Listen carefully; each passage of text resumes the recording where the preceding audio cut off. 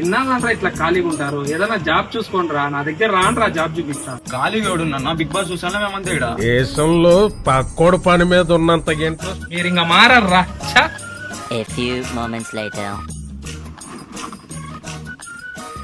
అన్నా ఇది ఎన్నాళ్ళు ఇట్లా ఖాళీగా ఉంటాం రా.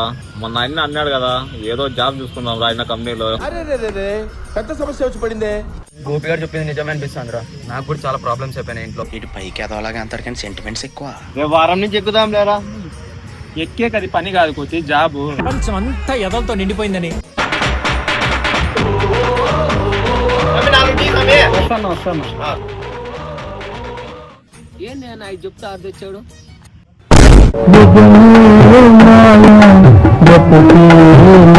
నా దగ్గర రాండ్రా, జాబ్ చూపిస్తా.